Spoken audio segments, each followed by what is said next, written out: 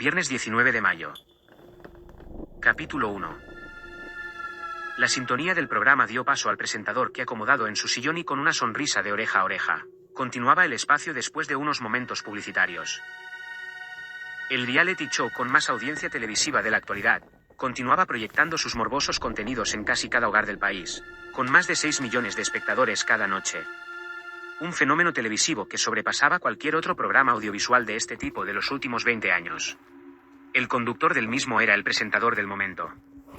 Aclamado en todo el territorio y deseado por todas las cadenas por su gran popularidad. Era un hombre de unos 35 años, bien parecido y con un cuerpo atlético que encandilaba sobre todo al sector femenino de la audiencia. Antes había sido Mister España, pero ahora era el hombre de moda. Con un humor sarcástico y un estilo elegante en su vestimenta, se había metido en sus bolsillos a todos esos espectadores, que consumían los morbosos contenidos al que el reality aludía cada madrugada.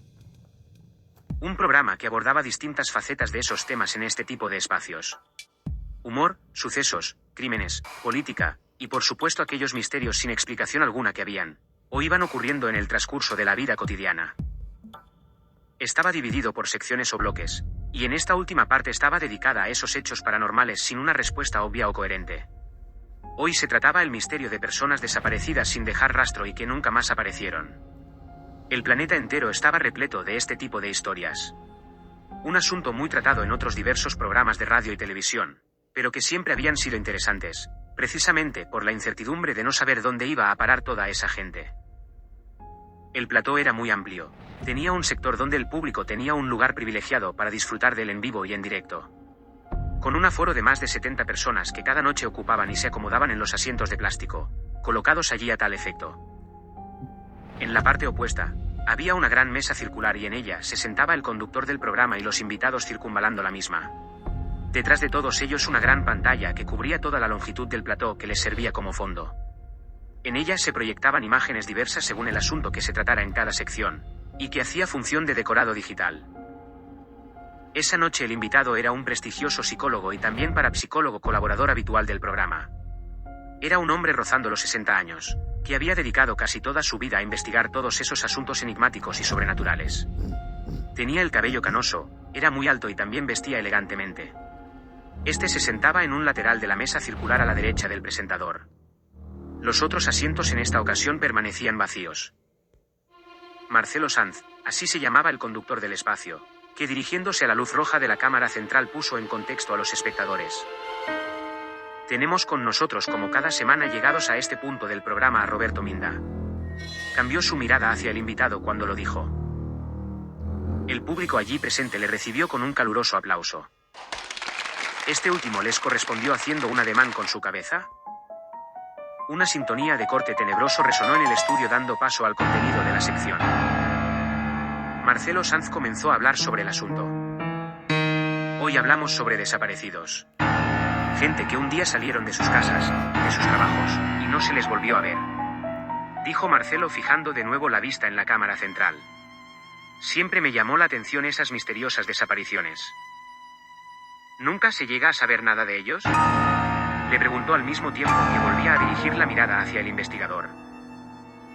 Buenas noches ante todo. Saludó este. Acto seguido continuó. Hay que distinguirlas por clases. En este país, por ejemplo, este último año, los datos al respecto indican alrededor de 12.000 desaparecidos. Entre ellos, una parte son voluntarias, a algunos no se les vuelve a ver y a otros sí. Otro grupo son asesinados y tarde o temprano se les encuentra, a veces por casualidad y otras por no esmerarse sus asesinos en ocultar los cuerpos, etc. Pero el verdadero misterio es que un gran número de esas personas se desvanecen completamente del planeta. No se sabe a ciencia cierta dónde fueron, quiénes están detrás de ello, si los hubiere, y por qué. Hay quien lo achaca a abducciones extraterrestres, pero la realidad es que nadie lo sabe. Hizo una breve pausa en este punto para beber un poco de agua del vaso que tenía frente a él. ¿Qué piensas sobre esto?, dijo Marcelo. No tengo una teoría al respecto, contestó. ¿No crees que seres de otros planetas sean los culpables de tales desapariciones?, preguntó el presentador al parapsicólogo. Hay muchos casos documentados de abducciones extraterrestres, y todas, absolutamente todas, regresan al abducido de nuevo a su vida. Se cree según relatan estos, que se les someten a una especie de pruebas médicas, experimentando con sus cuerpos y seguidamente con sus mentes. Pero abducirlas para no devolverlas no se tiene constancia de ello. Desde luego todo es posible. Sentenció. Así que, pudiera haber alguna raza extraterrestre que esté secuestrando personas para siempre, ¿verdad? Como te he dicho, Marcelo, no se tiene constancia de ello. Verás, me explico. Apuntó el investigador para seguir diciendo, muchas de esas personas abducidas y que si regresaron, la gente de su entorno como vecinos, familia, etc., vieron luces o escucharon sonidos extraños. Sin embargo, en todos esos casos donde ha habido desapariciones misteriosas y que jamás volvieron, no hay ni un solo testimonio de nada de esto. Es verdaderamente inquietante. Es como si la Tierra se los hubiese tragado literalmente y en el más absoluto silencio. Vaya, exclamó el presentador. Sí que lo es. En toda la historia de la humanidad ha habido extrañas desapariciones. Y no solo de individuos concretos. También de colonias de personas, o civilizaciones completas que de un día para otro se desvanecieron igual que el humo. Pero también barcos, aviones, etc. Por ejemplo, en el Triángulo de las Bermudas, que como saben los espectadores está repleto de historias de este tipo. ¿Civilizaciones enteras?, preguntó Marcelo Sanz sorprendido por el dato. Sí, un ejemplo, la civilización maya de 2600 a.C. al 1520 después de Cristo, que desapareció misteriosamente dejando sus templos, monumentos, carreteras o ciudades devorados por la jungla. Se dice que pudo ser un cambio climático que duró 900 años que trajo sequía y hambruna. Esa es una teoría, pero no deja de ser inquietante y no solo es la única, también la civilización micénica, la olmeca, los nabateos y así más de 10 civilizaciones que desaparecieron por completo. ¿Pudiera ser la misma causa en todos estos ejemplos?, dijo Marcelo Sanz. Nadie lo sabe, pero todos se desvanecieron de la misma forma misteriosa. Y no solo ha pasado desde los inicios de nuestra historia, es que continúa ocurriendo. Incluso pequeñas localidades con todos sus habitantes también desaparecen sin dejar rastro alguno. Finalizó. Estás refiriéndote a ese pueblo al que aludió la señorita Santisteban, ¿dónde según esta desapareció su hermana?, preguntó. Correcto, confirmó. Aunque no ha sido la única localidad que se desvaneció. Una pequeña aldea en Estados Unidos en los años 50, también se evaporó con todos sus habitantes en una zona rural en Pensilvania. Son los casos más inquietantes de todos, ya que a diferencia de otras civilizaciones que dejaban los rastros de sus construcciones, en estos casos no quedaba absolutamente nada que demostrara su existencia, solo los testimonios de personas que aseguraban conocerlas, por supuesto. Entonces le das credibilidad a lo que contó sobre ese extraño pueblo llamado. En ese momento lo interrumpió Roberto Minda. Taoyines, dijo el parapsicólogo, que continuó diciendo. Lo único que estoy manifestando es que su historia donde un pueblo llamado Taoyines existió en el Pirineo catalán en el siglo XIX es cierta, y que un día desapareció por completo con todos sus habitantes también lo es.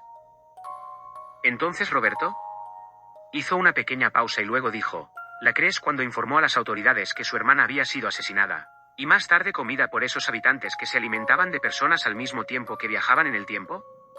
Dijo Marcelo Sanz en tono sarcástico. Lo que puedo decirte es que ella lo cree. Está convencida de la historia que cuenta. Sentenció el parapsicólogo. El público del plató escuchaba atentamente al investigador desgranando toda la historia con los rostros sobrecogidos. Sin duda era un tema aterrador. ¿Dónde iban a parar toda esa gente? Personas que en un segundo se desvanecía sin dejar prácticamente ningún rastro. Y sobre todo, la historia de Laura Santisteban que recogió en su libro La tercera noche, donde relataba el infierno que tuvo que vivir con su hermana y que casi acaba también con ella. Era una historia surrealista y fantástica, pero que estaba convencida de haberla sufrido, aunque casi nadie la creyó. Por el contrario, la acusaron de la desaparición de su hermana Annie, y esto la sumió en una enorme depresión que la llevó a un internamiento en una clínica de salud mental. Allí la conoció Roberto Minda, que mantuvo reiteradas sesiones con ella, y entablaron finalmente una especie de amistad. Tú eres amiga personal de Laura Santisteban, ¿no es correcto?, dijo Marcelo acto seguido.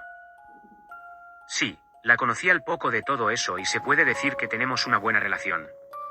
Es muy aficionada a estos temas y sufrió una experiencia en primera persona que fue bastante traumática para ella, le explicó.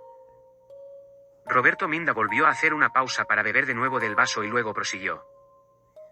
He investigado el asunto durante estos años, y la audiencia tiene que saber que realmente se descubrieron muchos indicios sobre todo lo que Laura contó en su momento y cuenta en su libro. ¿Por ejemplo?, preguntó Marcelo.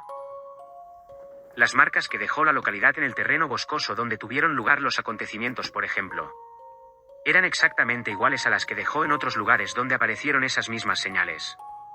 En Galicia, donde desapareció ese futbolista del Real Madrid. En Guadalajara, donde también desapareció una pareja, y en otros lugares del mundo que también se desvanecieron personas. Las marcas coincidían a la perfección con las dimensiones y la distribución del pueblo en cuestión. Por otra parte, pude contemplar unas fotos de satélite hechas en un incendio, donde se apreciaba una pequeña localidad casi escondida entre la vegetación. Esas fotos días más tarde, cuando el satélite pasaba de nuevo comprobando los avances del fuego en el bosque, el pueblo que días antes mostraba, había desaparecido dejando un claro bastante evidente. Informó el investigador. Vaya. ¡Qué interesante!, exclamó Marcelo Sanz. Ahora no nos queda tiempo de programa, pero te emplazo a la semana próxima para dedicarla a este apasionante tema de Laura Santisteban, y lo ocurrido en ese pueblo fantasma. Informó a la audiencia y añadió, hemos invitado reiteradas veces a Laura para contar su historia aquí, pero siempre se ha negado a ello.